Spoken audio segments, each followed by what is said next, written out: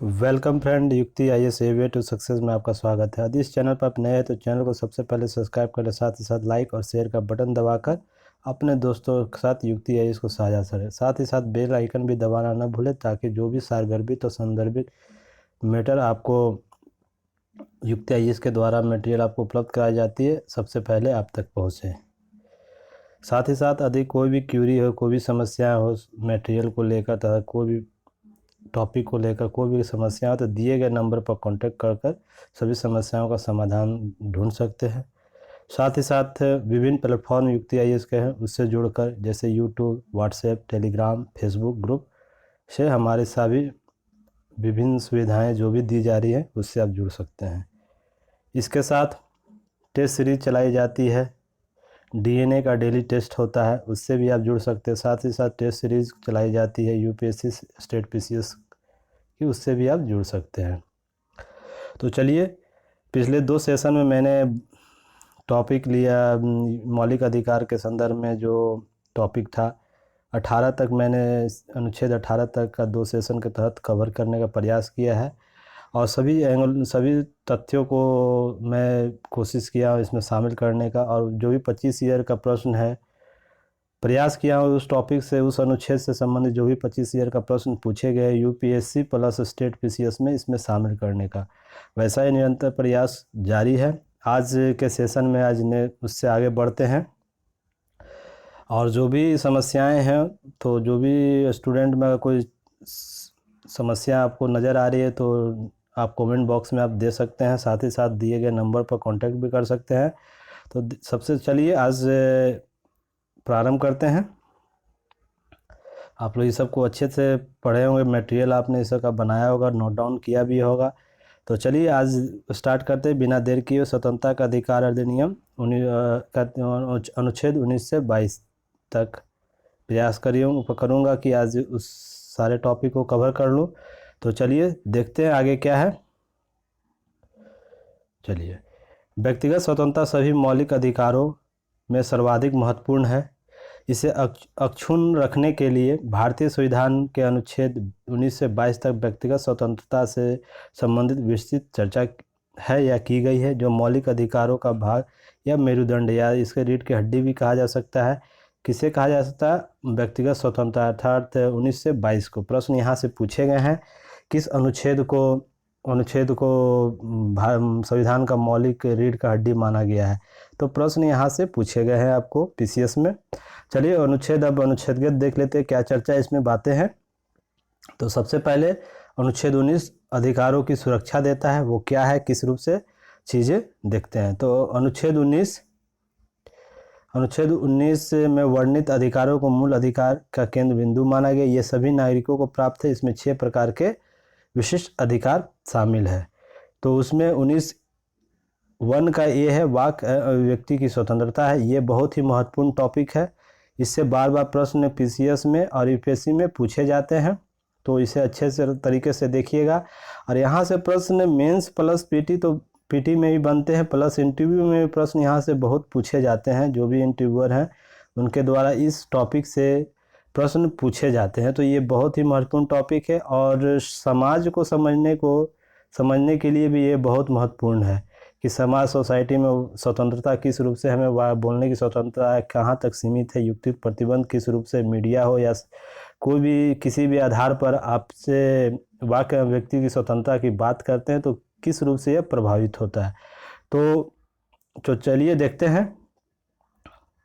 तो यहाँ पर वाक्य व्यक्ति की स्वतंत्रता वह प्रत्येक नागरिकों को अभिव्यक्ति दर्शाने, मत देने और विश्वास एवं अभियोग लगाने का मौखिक और लिखित छपे हुए मामलों में स्वतंत्रता देता है।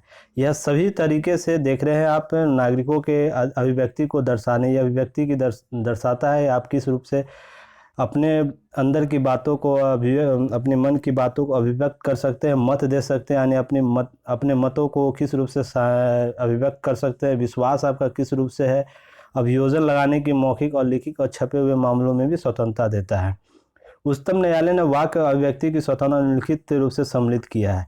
किस रूप से? उच्चतम न्यायालय विभिन्न वादों में सुप्रीम कोर्ट या हाई कोर्ट ने किन किन मामलों को वाक्य अभिव्यक्ति की स्वतंत्रता माना है, वो यहाँ पर लिस्ट कुछ है, उसे देख लेते हैं। महत्वपूर्ण लिस्ट है और ये प्रश्न बार बार यहाँ से पूछे जाते हैं और पीसीएस और यूपीएससी में तो ये प्रश्न बहुत बार पूछे गए हैं।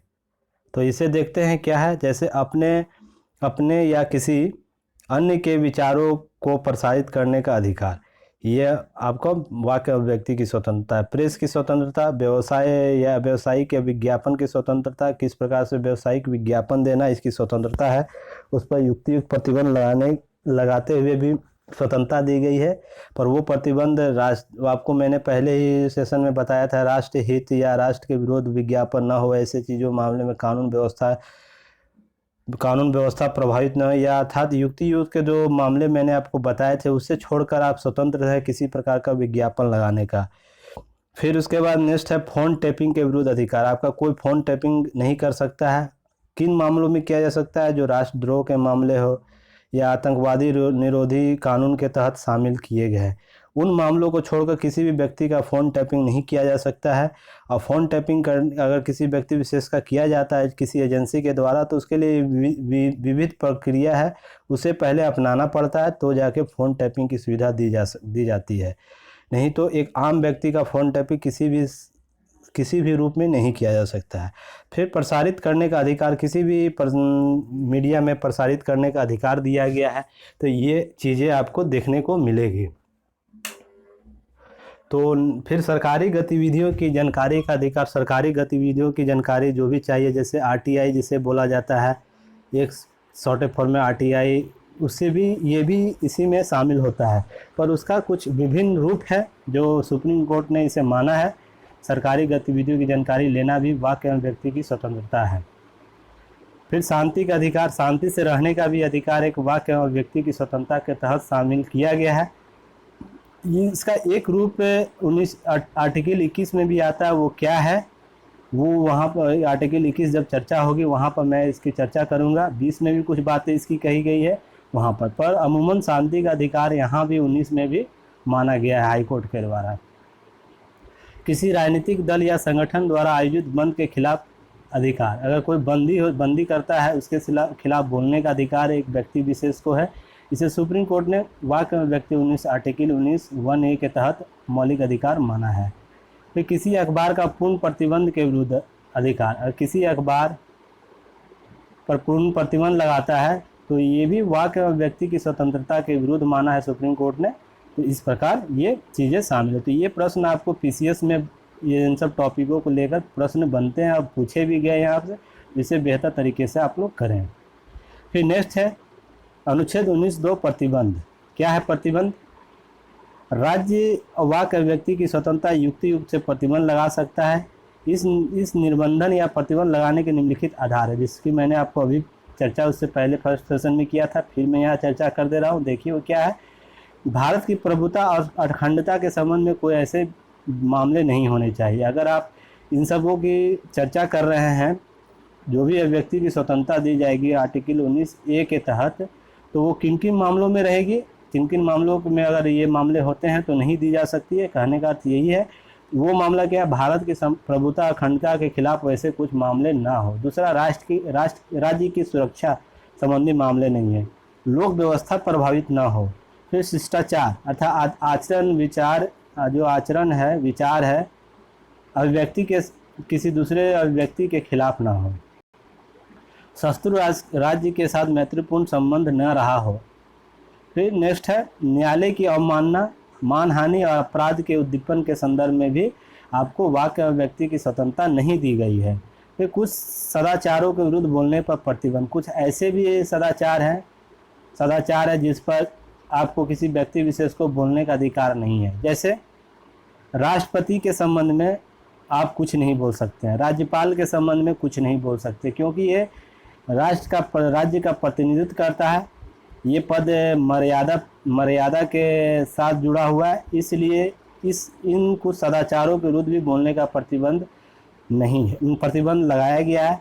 वैसे प्रधानमंत्री और भी पदों के खिलाफ है, पर ये कार्यकारी रूप से कार्य करते हैं, इनको राष्ट्रपति का एक उद्देशक माना जाता है।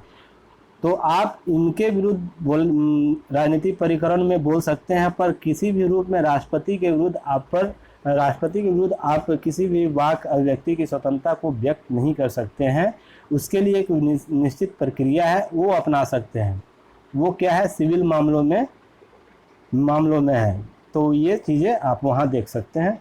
ऐसे आप किसी भी, जैसे आप प्रधानमंत्री या तो किसी मंत्री परिषद के भी ट्विटर पर, फेसबुक पर या व्हाट्सएप पर ऐसे ग्रुप में आप अमूमन बोल देते हैं, तो तो अभी तक आपने ऐसा कहीं मामला नहीं देखा राष्ट्रपति के मामले में ऐसा बोला गया हो। आप यहाँ से समझ सकते हैं इस संबंध में, कुछ कदाचार के संबंध में, कि पिछले बार बीपीएससी मेंस में 64 मेंस में राज्यपाल के संबंध में कुछ प्रश्न पूछे गए थे जो सैद्धांतिक रूप से गलत था, पर व्यवहारिक रूप में ऐसा माना जाता है, पर सैद्धांतिक रूप से वो गलत था। तो इसलिए देखते हैं कि वाक व्यक्ति की स्वतंत्रता में प्रश्न भी नहीं किए जा सकते हैं। तो यहाँ पर उस चीज़ से समझ सकते हैं। फिर नोट यहाँ कुछ लिखा हुआ है, जो भी नोट्स युक्ति आईएएस के द्वारा कुछ मुख्य बिंदु नोट के रूप में शामिल किया जाता है, उसे आप विशेष कर देखिएगा, क्योंकि प्रश्न यहाँ से अमूमन मुख्य परीक्षा में या तो पीटी में ज़रूर बनते हैं, और ये टॉपिक का मूल गुण होता है, अर्थात मुख्य बातें ऐसी होती हैं जो इसके बीच छिपे होते हैं। तो चलिए, क्या मुख्य बातें, जितने प्रतिबंध व्यक्तियों की स्वतंत्रता है उतने ही प्रतिबंध प्रेस पर भी लगाया जाता है। अर्थात जितने व्यक्तियों पर प्रतिबंध लगाने का आधार है, वैसे प्रेस पर ही लगाए जा सकते हैं। जैसे क्या है व्यक्तियों प्रतिबंध का आधार, ये आधार है, तो प्रेस पर भी यही आधार होंगे। ऐसा नहीं कि उनके लिए अलग कोई नियम कानून है। तो प्रश्न यहाँ से पूछे गए हैं कि पर लगने वाला प्रतिबंध किसके समतुल्य है, प्रेस पर लगने वाला प्रतिबंध किसके समतुल्य है। तो व्यक्तियों की स्वतंत्रता के संबंध में, अर्थात 19A पर जो भी प्रतिबंध लगेंगे वही समतुल्य है। फिर यहाँ दो तरह के प्रतिबंध लगाए जा सकते हैं। वो किस प्रकार, सेंसर का, प्रकाशन के पूर्व की अनुमति, और पूर्व सेंसर, किसी निश्चित मुद्दे पर सामग्री के प्रकाशन पर प्रतिबंध लगा देना। तो ये दो प्रकार के प्रेस पर प्रतिबंध लग सकते हैं। चलिए नेक्स्ट देखते हैं 19(1) का बी, शांतिपूर्ण हथियार और रहित सम्मेलन करने का अधिकार है। तो वो क्या है, किसी भी नागरिक को बिना हथियार या के शांतिपूर्ण संगठित होने का अधिकार है। इसमें शामिल है सार्वजनिक बैठकों में भाग लेने का अधिकार या प्रदर्शन करने का अधिकार। इस स्वतंत्रता का उपयोग केवल सार्वजनिक भूमि पर बिना हथियार के किया जा सकता है। निजी पर ऐसी कुछ बातें नहीं की गई, पर सुप्रीम कोर्ट ने ऐसे वाद गए हैं जहां पर इन्होंने स्पष्ट भी कर दिया है कि निजी हो या सार्वजनिक, आप बिन शांतिपूर्ण ये हथियार के आप इकट्ठा नहीं हो सकते हैं। तो दोनों ही प्रश्न यहाँ से पूछे जा चुके हैं यूपीएससी में। ये गलत। फिर इसके बाद 19(1) का सी, समूह और संघ बनाने की स्वतंत्रता है। यहाँ 97 संविधान संशोधन के बाद सहकारी समितियों के निर्माण में स्वतंत्रता दी गई है 19(1) में। यह पीसीएस और यूपीएससी में प्रश्न पूछे जा चुके हैं। यहाँ से संघ बनाने का अधिकार कौन से मौलिक अधिकारों के तहत आता है। अनुच्छेदगत भी पूछा गया है और अनुच्छेद 19 के तहत भी पूछा गया, वाक एवं व्यक्ति की स्वतंत्रता के तहत भी 3 टाइप से प्रश्न यहाँ पूछे जा चुके हैं। 19(1) का डी क्या कहता है, समुचे भूभाग पर आबाद आवागमन का अधिकार। 31 अक्टूबर 2019 के पहले, जब तक केंद्र शासित प्रदेश जम्मू कश्मीर नहीं बना था, उससे पहले वहाँ के राज्यों में घूमने पर युक्त प्रतिबंध था, पर अब वो भी समाप्त हो गया है। फिर नेक्स्ट है 19(1) का ई, भारत में किसी भी भाग में निवास करने का है। फिर वहीं 31 अक्टूबर के बाद ऐसी परिस्थिति थी पहले कि जम्मू कश्मीर में कुछ प्रतिबंध थे युक्ति, अब वहाँ भी आप कोई भी व्यक्ति, भारत के किसी भी भाग का व्यक्ति वहाँ जाके निवास कर सकता है। तो प्रश्न यहाँ से अभी बन सकते हैं 31 अक्टूबर के बाद के जो भी परिघटनाएं हुई हैं। फिर 19(1) का एफ है, संपत्ति का अधिकार। 44वें संविधान संशोधन 1978 को निरस्त कर अनुच्छेद 300 क के तहत एक संवैधानिक अधिकार बना दिया गया या विधिक अधिकार बना दिया गया संपत्ति के अधिकार को। तो प्रश्न यहाँ से पूछे गए हैं कि संविधान संशोधन के द्वारा अनुच्छेद 1F को निरस्त कर दिया गया है, संपत्ति के अधिकार को विधिक अधिकार के रूप में बनाया गया। या अनुच्छेद 1 का जी, व्यवस्था आजीविका वृत्ति का अधिकार, यानी व्यवसाय करने का अधिकार यहाँ बोलता है। तो तार्किक प्रतिबंध का सिद्धांत क्या है, यहाँ 2 बातें यहाँ स्पष्ट होती है। कुछ बातें देखिए, उसे देख लेते हैं क्या है। जैसे तार्किक प्रतिबंध का अधिकार, तो भारतीय संविधान में मूल अधिकार युक्ति युक्त प्रतिबंधों के अधीन है। सरकार को इन प्रतिबंधों को लगाने का अधिकार है, युक्ति प्रतिबंध लगा सकता है। तो क्या था वो भी मैंने ऊपर जस्ट चर्चा किया हो, लेकिन न्यायपालिका द्वारा इन प्रतिबंधों पर न्यायिक पूर्वावलोकन किया जा सकता है। तो प्रश्न यहाँ से पूछे गए हैं, युक्ति युक्त प्रतिबंध का न्यायिक समीक्षा किया जा सकता है? तो वो किया जा सकता है, किनके द्वारा? न्यायपालिका द्वारा। तो सुप्रीम कोर्ट या हाई कोर्ट कर सकता है। तो तार्किक निबंधन प्रतिबंधन का आकलन कर सकती है न्यायपालिका, न्यायिक पूर्वावलोकन के संबंध में न्यायिक समीक्षा कर सकती है, क्या वो आधार सही है या नहीं है। तो तार्किकता का निर्धारण न्यायपालिका दो प्रकार से कर सकती है। कैसे करती है? दो प्रकार से। वो क्या क्या है? दो तरीके यहाँ पर देखिए है। तथ्यात्मक या मौलिक तरीके से कर सकती है। प्रतिबंध ऐसा नहीं होना चाहिए जो स्वतंत्रता का ही विनाश कर दे। स्वतंत्रता का संरक्षण और दुरुपयोग पर प्रतिबंध, अर्थात युक्तियुक्त प्रतिबंध का किसी भी वाक्य और व्यक्ति की स्वतंत्रता अगर प्रतिबंधित किया जाता है युक्ति युक्त के संदर्भ में, तो प्रतिबंध युक्तियुक्त ऐसा भी नहीं होना चाहिए कि इसकी मूल प्रकृति को ही प्रतिबंध कर दे। कहने का अर्थ यहाँ पर है मौलिक तथ्यात्मक प्रतिबंध के संबंध में। दूसरा क्या है? प्रक्रियात्मक प्रतिबंध। प्रतिबंध आरोपित करने की प्रक्रिया तार्किक होनी चाहिए और प्रतिबंध लगाने से पूर्व व्यक्ति या समूहों का अपना पक्ष प्रस्तुत करने का अवसर देना चाहिए। तो ऐसे मामले में युक्ति न्यायिक समीक्षा कर सकती है न्यायालय। तो किसी भी प्रतिबंध 19A में प्रतिबंध लगाने से पूर्व सरकार को या संसद को, मान लीजिए कोई प्रतिबंध लगाना है, तो उसके पीछे ये दो आधारों को भी ध्यान में रखना होता है। ऐसा नहीं कि कोई ऐसी इन दो आधारों को विपरीत कोई युक्ति प्रतिबंध लगा दिया गया और न्यायपालिका स्वतंत्र न्यायिक समीक्षा के तहत उसको निरस्त कर दे। तो प्रश्न यहाँ से बने हुए हैं। यूपीएससी यहाँ से प्रश्न पूछ चुका है, किन आधारों पर युक्ति प्रतिबंध की समीक्षा की जा सकती है। नेक्स्ट है, अब यहाँ से आर्टिकल 19 से कुछ प्रश्न मुख्य परीक्षा में पूछे जाते हैं। जो मुख्य परीक्षा जब सेशन चलता है उसमें ये मुद्दे वहाँ चर्चा की जाती है विस्तृत। पर यहाँ पर मैंने पिछले सेशन में भी आपको मुख्य परीक्षा संबंधी कुछ पॉइंट मुद्दा बताया था, जहाँ जब भी आप करें इन मुद्दों को ध्यान में रखें। तो क्या व्यक्ति की स्वतंत्रता निर्बाध है या घृणा वाक्य हेट स्पीच आईटी एक्ट की धारा 66A और आर्टिकल 19 से बड़ा है? अर्थात कहने का अर्थ है व्यक्ति की स्वतंत्रता निर्बाध है, उसे युक्ति प्रतिबंध नहीं लगाया जा सकता है। तो जब भी इस पर चर्चा होगी तो युक्ति प्रतिबंध के संबंध में जो बातें बोली गई वही लिखना है। या घृणा वाक्य जो हेट स्पीच आप सुनते हैं किसी भी व्यक्ति विशेष के प्रति, कोई व्यक्ति घृणा वाक्य हेट स्पीच रखता है या संसद भवन में सदन में हेट स्पीच जैसी चर्चा करता है, तो क्या यह आईटी एक्ट की धारा 66A यह घृणा वाक्य आर्टिकल 19 से बड़ा है? इससे संबंधित प्रश्न यहाँ से मेंस में पूछे गए हैं। अब ये 18 के मेंस में पूछा गया है, तो प्रश्न यहाँ से पूछे जाते हैं।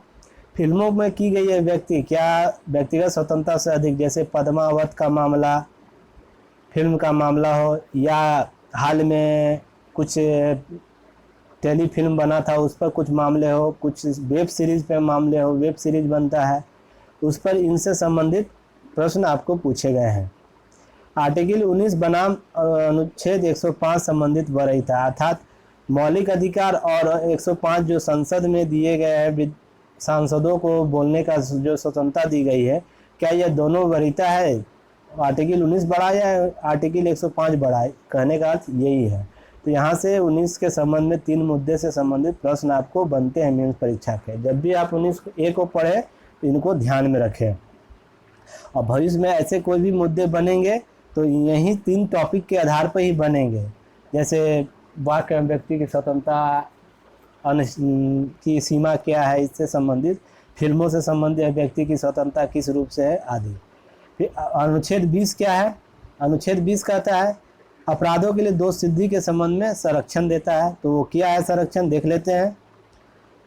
चलिए, किसी भी अभिव्यक्ति या दोषी करार व्यक्ति, चाहे वह भारत का नागरिक हो या विदेशी, या कंपनी या परिषद का कानूनी व्यक्ति हो, अर्थात कहने का मतलब कोई भी व्यक्ति हो, उसके विरुद्ध मनमाने अतिरिक्त दंड के से संरक्षण का यह प्रदान करता है या प्रावधान करता है यह आर्टिकल 20।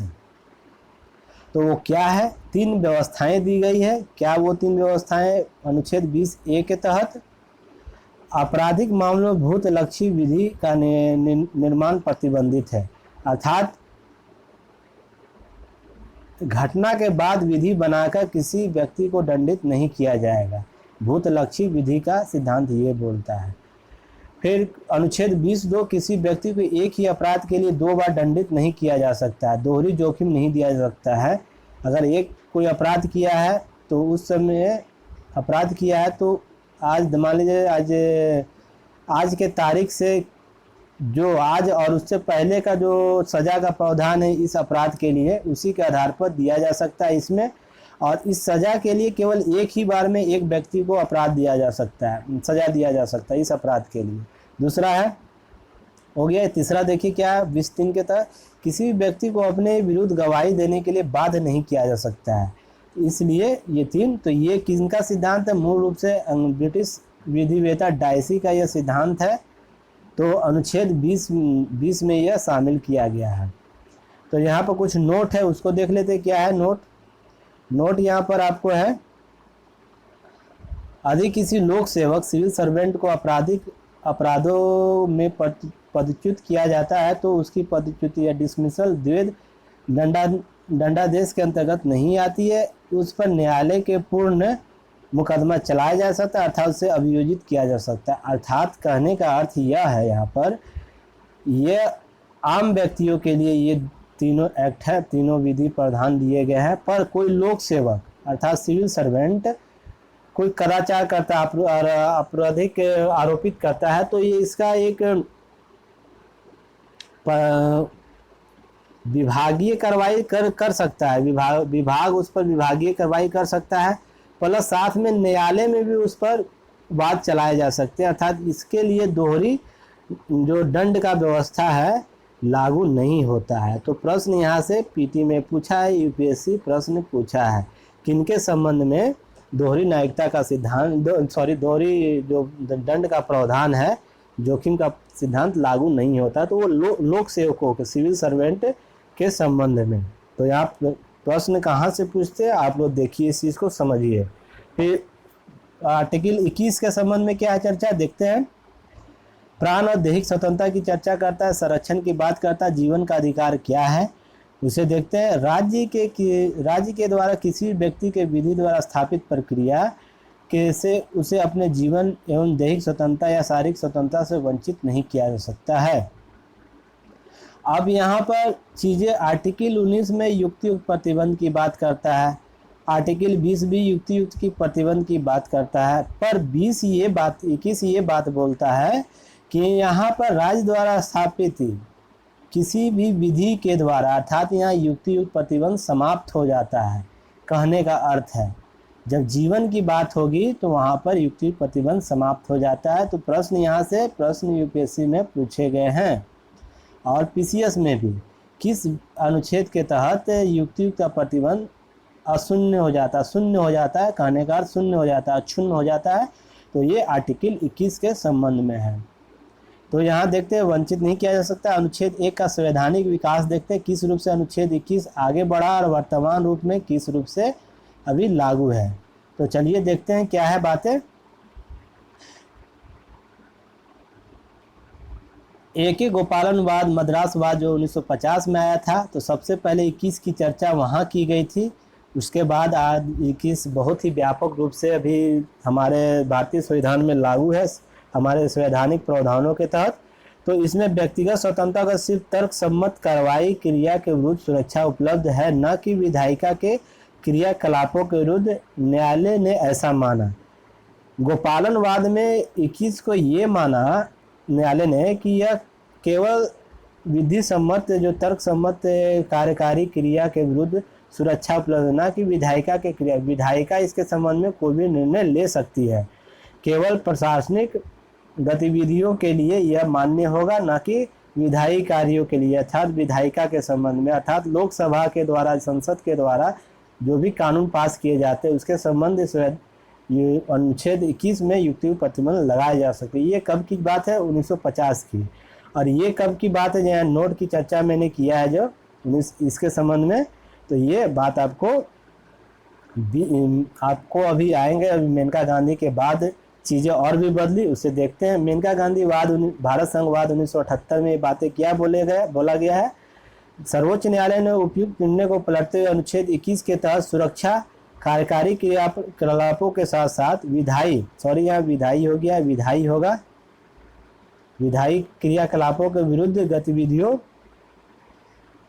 तथा व्यक्तिगत स्वतंत्रता के साथ साथ गरिमापूर्ण जीवन जीने की अधिकार के साथ साथ स्वच्छ पर्यावरण, प्राइवेसी, आश्रय आदि तक भी शामिल कर दिया गया। तो प्रश्न यहाँ से यूपीएससी पूछा है, किस वाद के बाद आर्टिकल 21 विस्तृत रूप से सामने आया। अर्थात कहने का अर्थ यह है, यह विधायी कार्यपालिका संबंधी कार्य के साथ होगा, विधायिका संबंधी अर्थात समस्त अभी जो भी व्यवस्थाएं उसके विरुद्ध। तो ये मेनका गांधीवाद में ही स्पष्ट हो गया, क्योंकि यह देखिए व्यक्तिगत स्वतंत्रता आर्टिकल 19 को भी इसमें शामिल कर लिया गया, गरिमापूर्ण जीवन को भी इसमें शामिल कर लिया गया। अर्थात गरिमापूर्ण जीवन कहने का अर्थ है प्राकृतिक न्याय को। प्राकृतिक न्याय क्या है पहले मैंने सेशन में बताया है, वहाँ पर आप जाकर देख सकते हैं। फिर उसके बाद स्वच्छ पर्यावरण के संबंध में जो पिछले गत कुछ वर्षों में पर्यावरण को लेकर जैसे चर्चा बढ़ी है, उसके संबंध में आर्टिकल 21 चर्चा की जा चुकी थी, प्राइवेसी को लेकर, आश्रय दाता को लेकर भी। इन अर्थों में आर्टिकल 19 के तहत प्रदान किए गए स्वतंत्रता को समस्त अधिकार स्वयं में ही समाहित हो जाते हैं। अर्थात अब अगर पूछे प्रश्न आर्टिकल 19 और आर्टिकल 21 क्या अलग है, तो नहीं, अलग नहीं है। आर्टिकल डायग्राम इससे समझ सकते हैं, आर्टिकल 21 ये है, आर्टिकल 19 ये है, आर्टिकल 19 ये है, आर्टिकल 21 है। अर्थात आर्टिकल 19 से बड़ा हो गया है, आर्टिकल 21 के अंतर्गत 19 है। अर्थात अगर प्रश्न यहाँ से पूछे आप लोग किसके तहत 19 को स्पष्ट किया जा सकता है, तो आर्टिकल 21 के तहत। फिर न्यायपालिका ने इस बात पर बल दिया कि जीवन के अधिकारों को मात्र पशु तुल्य जीवन स्वीकार नहीं होगा, बल्कि मानव होने के नाते सम्मानपूर्ण जीवन जीना चाहिए। तो गरिमापूर्ण जीवन की भी बात यहाँ पर न्यायपालिका मानता है, मेनका गांधी में ही। और उसे धरातल में आते आते 2 दशक लग गए। चलिए उसका देखते हैं। न्यायपालिका के अनुसार अनुच्छेद 19 और अनुच्छेद 21 एक दूसरे के पूरक हैं, इसलिए जीवन के अधिकार, स्वतंत्रता के अधिकार 19 स्वाभाविक रूप से सम्मिलित किए जाते या हो जाते हैं। अर्थात वही जो मैंने डायग्राम आपको बताया, 21 के तहत 19 है। चलिए न्यायपालिका इस संदर्भ में विधि की उचित प्रक्रिया सिद्धांत को माना, अर्थात विधि उचित होनी चाहिए, तार्किक होनी चाहिए, अर्थात विधि द्वारा सम्मत प्रक्रिया के तहत होनी चाहिए। फिर नेक्स्ट, न्यायपालिका की विधि की व्याख्या करने का अधिकार तो है, साथ ही उसके औचित्य के परीक्षण करने की भी शक्ति है। तो आप यहाँ पर न्यायपालिका का न्यायिक पूर्वालोकन या न्यायिक समीक्षा की भी चर्चा कर सकते देखते हैं। तो यहीं से स्पष्ट होता है मेनका गांधी में भी कि न्यायपालिका ने आर्टिकल 19 के साथ साथ 21 की भी न्यायिक समीक्षा कर सकती है। तो प्रश्न यहाँ से पूछे है, किस वाद में न्यायिक आर्टिकल 21 की न्यायिक समीक्षा के तहत शामिल किया गया, तो मेनका गांधी वाद में। फिर न्यायिक सक्रियता का प्रारंभ मेनका गांधी वाद से ही माना जाता है। इसमें न्यायपालिका का प्राकृतिक न्याय का सिद्धांत प्रतिपादन किया गया। तो देखते हैं न्यायिक सक्रियता, एक न्यायिक समीक्षा, अलग अलग पॉइंट है। न्यायिक समीक्षा न्याय के प्रति जो भी आपके जो कार्यपालिका, विधायिका या उससे समर्थ जो भी संस्था है या पूर्व के निर्णय न्यायालय के, उसके विरुद्ध समीक्षा करना है न्यायिक पूर्वालोकन पर। न्यायिक सक्रियता का आधार यह बोलता है कि न्यायिक सक्रियता, न्यायिक पूर्वालोकन जब किया जाता है उसे निरंतर जारी रखना ही न्यायिक सक्रियता है। तो इस संदर्भ में तो यहाँ से प्रश्न पूछता है कि न्यायिक सक्रियता कब से स्पष्ट रूप से सामने आने लगा, तो मेनका गांधी वाद से। उससे पहले न्यायिक पूर्वालोकन था, न्यायिक पूर्वालोकन का सिद्धांत लागू था, पर मेनका गांधी वाद के बाद न्यायिक सक्रियता भी शामिल हो गया। आज एक दूसरे के पूरक रूप से कार्य करने लगे, न्यायिक पूर्वालोकन और न्यायिक सक्रियता। चलिए देखते हैं प्राकृतिक न्याय क्या है। किसी व्यक्ति को विधि के उल्लंघन के पश्चात ही दंडित किया जाएगा, इसका वो प्राकृतिक न्याय है। किसी को अपना पक्ष रखने का मौका दिया जाएगा बिना दंड बिना दंड नहीं दिया जाना चाहिए। दंड देने वाला संस्था आधिकारिक होना चाहिए। ऐसा नहीं कि कोई असंवैधानिक संस्था भी उसे दंड दे, जो भी विधि सम्मत द्वारा स्थापित प्रक्रिया है उसके द्वारा। अर्थात आर्टिकल 20 जो है उसी की चर्चा यहाँ पर प्राकृतिक न्याय की बात करता है। चलिए नेक्स्ट है, इसके बाद अनुच्छेद 21 के तहत अंतर्निहित अधिकार क्या क्या है उसे देख लेते हैं। तो इसमें क्या है, अंतर्निहित अधिकार क्या है। सर्वोच्च न्यायालय ने मेनका गांधी मामले में अपने फैसले को दोबारा स्थापित किया। अनुच्छेद 21 के भाग के रूप में निम्नलिखित अधिकारों की घोषणा की। जैसे यहाँ पर कुछ लिस्ट दिए गए हैं, यहाँ से प्रश्न आपको पूछते हैं।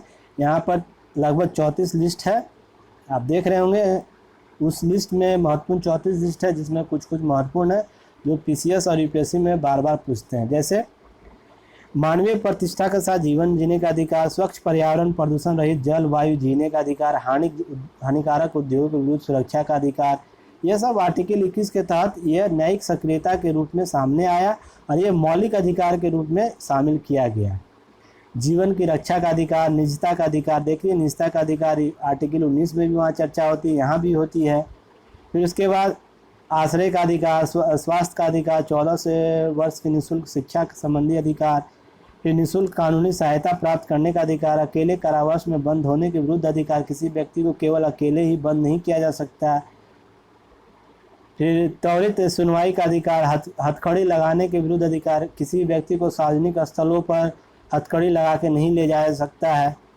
अगर युक्तियुक्त प्रतिबंध के साथ अगर कोई खतरनाक आतंकवादी या ऐसा जो मुजरिम नहीं है जिससे व्यवस्था पुलिस को यह लगती है कि इसे हथकड़ी लगाने की आवश्यकता है तो ही लगा सकता है, नहीं तो ऐसे नहीं लगाया जा सकता। और उसके लिए परमिशन लेना होता है व्यवस्थाओं से, जो भी संबंधित व्यवस्था है उससे परमिशन लिया जाता है तो ही उसके हथकड़ी लगाया जा सकता है। फिर अमानवीय व्यवहार के विरुद्ध अधिकार, फांसी में देरी के विरुद्ध अधिकार भी है। तो आप देख रहे हो निर्भया कांड में जो बातें चर्चा आई थी, जो देरी से फांसी देने, यही आधार बना के वहाँ केस को डिले किया जा रहा था कि देरी की जा रही है इसलिए इसे मुक्त किया जाए, क्योंकि मौलिक अधिकारों का ये हनन है। तो ये यहाँ से प्रश्न इस बार जरूर होने चाहिए कि किस आर्टिकल के फांसी देने का विरुद्ध अधिकार किस आर्टिकल के तहत मौलिक अधिकार है। तो देखिएगा इस बार हो सकता है इससे प्रश्न पूछे, तो इसको ध्यान में रखिएगा। फिर नेक्स्ट, विदेश में यात्रा करने का अधिकार, बंधुआ मजदूर के विरुद्ध अधिकार, हिरासत में शोषण के विरुद्ध अधिकार, आपातकालीन होगा चिकित्सा सुविधा अधिकार, सरकारी अस्पतालों से उचित इलाज का अधिकार, राज्य के बाहर न जाने का अधिकार तो मौलिक अधिकार है। फिर निष्पक्ष सुनवाई का अधिकार, कैदी के लिए जीवन की आवश्यकताओं का अधिकार, महिलाओं के साथ सम्मानपूर्वक व्यवहार करने का अधिकार, सार्वजनिक फांसी के विरुद्ध अधिकार, सुनवाई का अधिकार, सूचना का अधिकार, प्रतिष्ठा का अधिकार, दोष सिद्धि वाले न्यायालय के आदेश के विरुद्ध अपील करने का अधिकार, सामाजिक सुरक्षा, परिवार संरक्षण संबंधी अधिकार। फिर नेक्स्ट है सामाजिक और आर्थिक न्याय और सशक्तिकरण का अधिकार, बार कैटर्स के विरुद्ध अधिकार, जीवन बीमा पॉलिसी के विनियोग का अधिकार, सोने का अधिकार अर्थात संयन अर्थात सोने नींद लेने का अधिकार यहाँ है। फिर शोर मुक्त या प्रदूषण मुक्त का अधिकार, बिजली आपूर्ति का अधिकार, ये सब आर्टिकल 21 के तहत ये सभी आ गए हैं। फिर उसके बाद नेक्स्ट है आर्टिकल 21(1) 86वें संविधान संशोधन जोड़ा गया, जो 6 से 14 वर्ष के बच्चों को निःशुल्क प्राथमिक शिक्षा देने की बात करता है। यह राज्य का विधि निर्माण करने की व्यवस्था करता है। निजता का अधिकार, राइट टू प्राइवेसी के तहत 24 अगस्त 2017 को सर्वोच्च न्यायालय 9 सदस्यीय संविधान पीठ ने निजता के अधिकार के मान निर्णय देते हुए मौलिक अधिकार माना। निर्णय के अनुसार निजता का अधिकार आर्टिकल 21 के तहत जीवन और स्वतंत्रता के अधिकार का अभूतपूर्व अंग है। निजता का अधिकार भारतीय संविधान के भाग 3 के अंतर्गत निहित विभिन्न मूलभूत स्वतंत्रता को सम्मानित या संरक्षित करता है। तो यहाँ से प्रश्न आपको 21 में पूछे जाएंगे। मुद्दे मेंस के लिए क्या क्या है देखते हैं। मुद्दा 1, निजता क्या है। आर्टिकल 21 के संदर्भ में 19 को अस्पष्ट है, अर्थात संदर्भ में अस्पष्ट है। 21 जब चर्चा हो जाती है तो 19 अस्पष्ट नज़र आता है, क्योंकि आर्टिकल 21 के अंदर 19 समाहित हो जाता है। तो क्या ऐसी मांगे होनी चाहिए कि आर्टिकल 19 को आर्टिकल 19 के तहत ही संदर्भित कर देनी चाहिए, समाहित करके, और आर्टिकल 19 को समाप्त कर देनी चाहिए। तो ऐसी प्रश्न आपको मेंस में पूछे जाते हैं। डिजिटलाइजेशन के आधार योजना के गोपनीयता के आधार के संबंध में प्रश्न यहाँ से पूछे जाते हैं, मेंस में पूछे भी गए हैं। फिर राज्य के नीति निर्देशक तत्व DPSP और मूल अधिकार के संबंधी विवाद जब पूछते हैं तो यहाँ से प्रश्न पूछा जाता है। स्मॉग संचालित यहाँ फुल कारो हो गया, यहाँ पुरस्कार स्मोक संचालित कारो होगा, कार। स्वास्थ्य संबंधी हनन जो है मुद्दे यहाँ से प्रश्न पूछते हैं। IPC की धारा 309 और जीवन का अधिकार यहाँ प्रश्न पूछता है। फिर अनुच्छेद 21A का शिक्षा संबंधी मूल अधिकार यहाँ से मेंस में प्रश्न आपको पूछते हैं। तो यहाँ से प्रश्न आपको पूछे जाएंगे। उसके बाद नेक्स्ट अभी यहीं रहने देते, सेशन लंबा हो जाएगा, नहीं तो कल नेक्स्ट जो भी बातें जैसे जानवरों के उत्पादन संबंधी अधिकार, फिर नेक्स्ट उसके बाद बहुत सी बातें हैं, निवारक दंडनीय, ये सब की चर्चा कल मैं नेक्स्ट सेशन में करूँगा और प्रयास करूँगा कल समाप्त कर दूँ, क्योंकि ये बहुत ही लंबा सेशन हो रहा है, क्योंकि इसमें बहुत सी चर्चाएँ हैं, बहुत सी विवाद हैं, बहुत से न्यायालय के वाद आए हैं, इसलिए ये लंबा सेशन चल रहा है। प्रश्न यहीं से ज़्यादा आते हैं, तो ज़्यादा आता है, तो इसी संदर्भ में चीज़ों को थोड़ा सा धीरे धीरे चलेंगे। लेट हो रहा है, कोई बात नहीं है, क्योंकि जब एक बार आप अच्छे तरीके से कर लेंगे तो टॉपिक को तो बार बार इसको करने की ज़रूरत नहीं होगी। और जो भी समस्या हो दिए गए नंबर पर आप बात करें। तब तक मैं अमर कुमार आपसे विदा लेता हूँ। मस्त रहिए और स्वस्थ रहिए। धन्यवाद।